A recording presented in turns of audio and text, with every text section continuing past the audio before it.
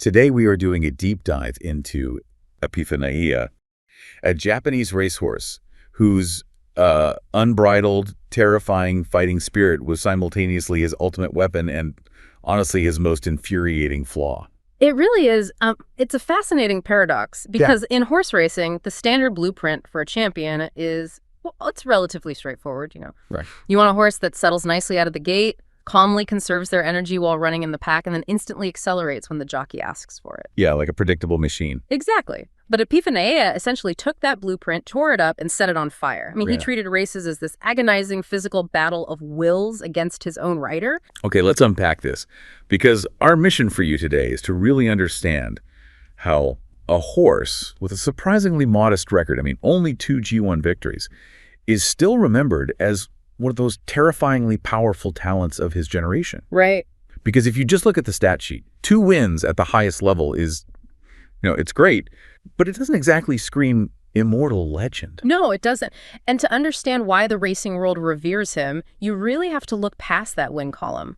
You have to look at the raw mechanics of what he was doing on the track. Right. Because when that volatile fighting spirit accidentally pointed toward the finish line instead of, fighting the jockey, he didn't just win races.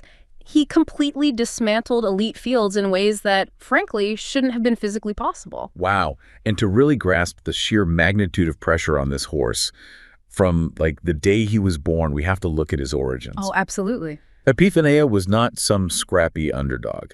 He was born into absolute equine royalty.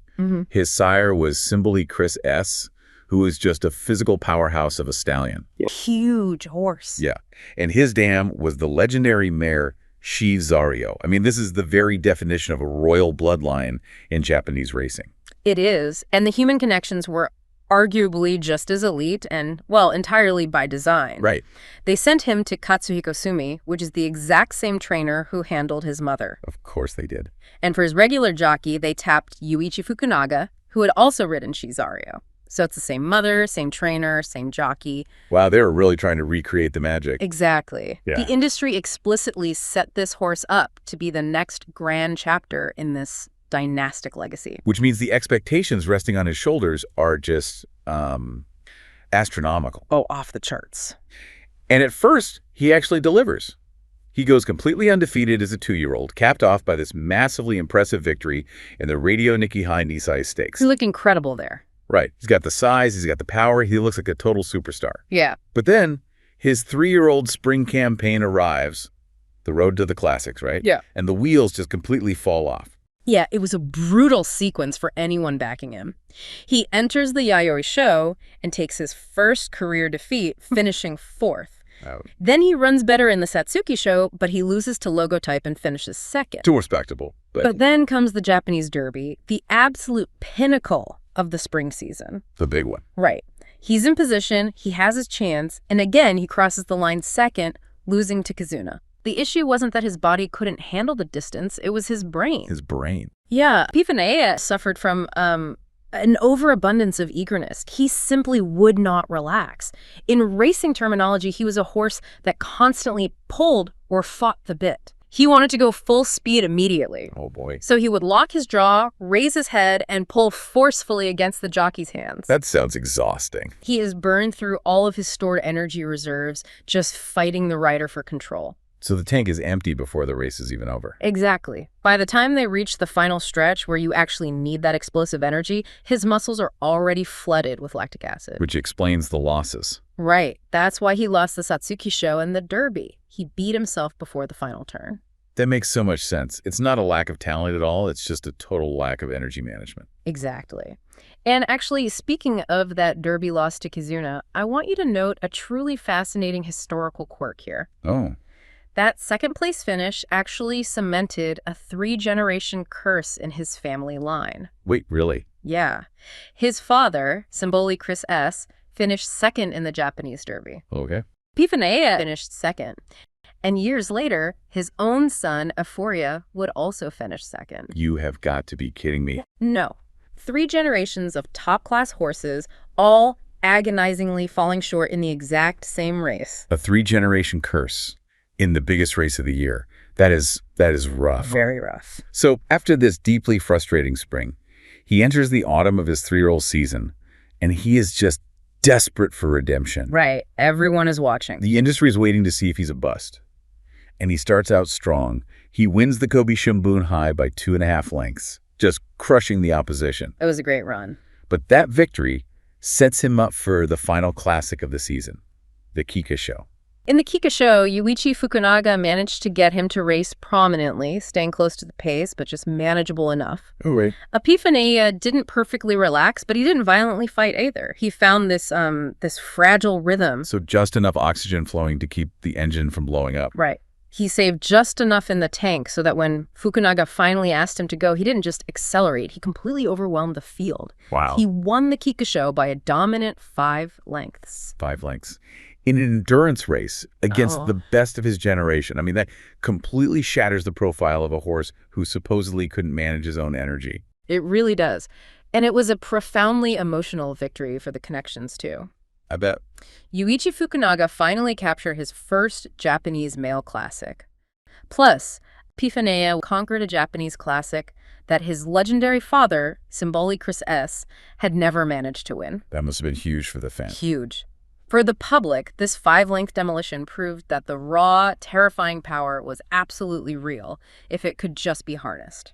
But the reality is it wasn't permanently harnessed. No, it wasn't. Because you read about a 5-length classic victory and you assume, oh, the horse finally figured it out. Right, you'd think so. But he didn't. His core flaw completely persisted into a brutal 4-year-old season. And instead of listing out every single race, you could basically view this era as this, global apology to him. Yeah, that's fair. They threw him against the absolute best, and every single time his brain wrote checks his body couldn't cash. It was a very trying period. Domestically, he starts in the Sankei Osaka High, goes off as the favorite against his old Derby rival Kizuna, and he gets past easily in the stretch to finish 3rd.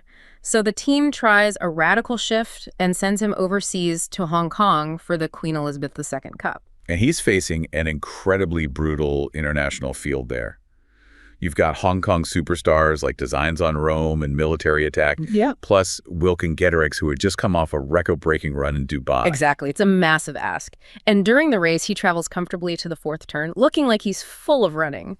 But when the stretch arrives, the tank is empty. He finishes 4th. Then, 6 months later, back in Japan, he runs in the Tenno Sho Autumn. It's another tough field, right? Very. He's up against Satsuki Sho winner Isla Bonita and the incredible mare Gentle Donna, who was already a Dubai Shima Classic winner. Wow. And he finishes a very dull 6th behind Spielberg. He is actively sinking into the background at this point. So by November 2014, the industry had practically written him off as this wildly talented head case. Pretty much. He had the physical tools, but he was never going to consistently put them together. Which brings us to November 30th, 2014, the Japan Cup. Oh, the Japan Cup. The field assembled for this race is widely considered one of the strongest ever. Truly. We are talking about 12 individual G1 winners entered in a single race. Almost any horse in the starting gate had a legitimate statistical argument for winning. And to compound the drama for Epiphaneia, his regular rider, Yuichi Fukunaga, actually jumped off him. Yes. Fukunaga chose to ride just away instead. So they have to bring in a new jockey. Yeah. Christophe Soumillon. A brilliant rider, sure, but one who has never ridden this notoriously difficult, fiercely stubborn horse in a competitive race. Right, no prior relationship. He has to just jump on him and navigate a field of 12 world champions. And when the gates open, Epiphaneia immediately reverts to his worst habits. He starts calling instantly. Instantly. He wants to run, he locks his jaw, he fights Soumillon, and he takes absolutely zero breaks. None. For roughly 2,000 meters, he is actively battling his own jockey. Yeah. Now, based on everything we just discussed about biomechanics, the restricted oxygen, the lactic acid buildup, the burned energy, he should be completely gassed out by the final corner. He should be, yes. He should finish dead last. Any normal horse would have. I mean, you cannot expend that much violent anaerobic energy fighting the bit and still have anything left to challenge a world-class field. It makes no sense. It defies the established physiological rules of the sport. You have to save energy for the final attack, especially over 2,400 meters at Tokyo Racecourse, which has a notoriously long, demanding home straight. Well, here's where it gets really interesting. Yeah. Because they turn into that long Tokyo home stretch, right? Yeah. The horse has been pulling like a freight train with the emergency brakes on for 90% of the race. Okay. He should be completely empty.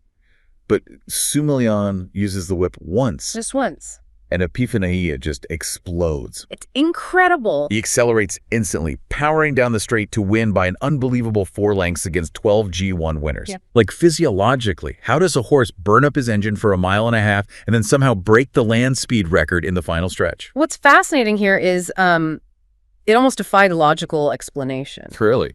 But what it highlights is just how staggeringly deep his reserves of sheer natural ability actually were. Wow. The Japan Cup became the absolute perfect symbol of who this horse was. That overflowing fighting spirit, the exact same frantic eagerness that cost him the Spring Classics and ruined his 4-year-old season, suddenly translated into pure, destructive forward momentum. That is just wild. It proved that on the right day, his natural talent was so immense that it could completely override his massive biomechanical flaws. It is a phenomenal sports moment. Well, truly. But eventually the bill comes due, doesn't it? You can't violently wield that much immense uncoordinated power without a physical toll. No, you really can't. And his racing career fizzles out pretty rapidly after that peak. He finishes 5th in the Yuri McKinnon, where a slow pace and crowded field completely work against him. Then his connections make this highly unusual choice to send him to the Dubai World Cup to run on dirt. Yeah, that was a strange one. He struggled terribly. He clearly hated the surface and finished dead last. Oh, man. It was a stark, sobering contrast to destroying the Japan Cup field just months prior. And before he could ever seek redemption on the turf, he developed suspensory ligament inflammation, which forces an immediate retirement. Yes, unfortunately. Now, can you explain what that injury actually means for a horse? Because it's exactly the same injury that ended his mother, Cesario's, career. Is that just a coincidence? It's likely not a complete coincidence. So he's forced to retire. But because of his elite pedigree and because he gave the industry that terrifying glimpse of absolute power in the Japan Cup, his future was totally secure. Oh, without a doubt. He transitions to the breeding shed. And this is where his legacy fundamentally transforms the sport. To understand his value as a stallion, you really have to understand the genetic landscape of Japanese racing at the time. Okay, set the scene for us. The industry was heavily saturated with the bloodlines of a legendary stallion named Sunday Silence. Right. Sunday Silence revolutionized Japanese breeding in the 90s to the point where an overwhelming majority of top-tier mares carried his DNA. So they basically hit a genetic bottleneck. Right. Like, if everyone is related to Sunday Silence, you risk inbreeding depression if you keep crossing them. Exactly. You need an outcross. An outcross. Yeah, an outcross is a stallion from a completely different, unrelated genetic line. When you cross these distinct lines, you often get something called hybrid vigor. Which is what? It's a sudden burst of health, size, and athletic ability in the offspring. Because Epiphaneia was completely free of Sunday Silence blood, he was the absolute perfect outcross for all these elite Japanese mares. He was just an incredibly attractive option for breeders. And the offspring proved that the genetic theory was spot on. They really did. I mean, he produces Daring Tact, who becomes an undefeated Phillies Triple Crown winner. Incredible horse. He produces Euphoria, who wins 3 G1 races, and, as we mentioned earlier, hilariously carried on the family tradition of finishing 2nd in the Derby. Yeah, the curse lives on. But the story doesn't end there. Right. The ultimate redemption arc arrives via another son of Epiphaneia named Danon Decile. Oh, this is the best part. In 2024, Danon Decile finally shatters the 3-generation family curse by winning the Japanese Derby. Wow. And then, in 2025, Danon Decile travels overseas and wins the Dubai Shima Classic. No way. Yes. He succeeds brilliantly on the international stage in Dubai, which is the exact place where Epiphaneia had suffered his most embarrassing defeat. So what does this all mean? If you look at this rationally, his kids are out there winning the exact races he lost. Does that mean Epiphania's genetics were essentially flawless all along, but his brain just kept getting in his own way on the track? I think that's the most accurate way to frame his entire existence. Yeah. Epiphaneia was a heavily flawed vessel carrying absolutely brilliant genetics. He had all the physical tools required to win any race in the world, but his volatile temperament prevented him from achieving statistical perfection. Right. There is a deep generational poetry to his story. A horse who struggled so mightily to convert his own overflowing talent into consistent victories ended up producing a generation of champions who could execute precisely what he couldn't. It is a wild ride to look back on. Just to recap for you, Epiphaneia is a horse who only won 2 G1 races. Just 2. But when you look at how he won them, a 5-length victory in the 3,000-meter Kikuka Sho, and a 4-length destruction of 12 G1 winners in the Japan Cup after literally suffocating himself for a mile and a half. Yeah. You realize he wasn't a perfectly controlled, consistent champion. Far from it. He was a horse defined by unbridled, terrifying natural ability. Thank you so much for watching. If you enjoyed this video, please like and subscribe for more.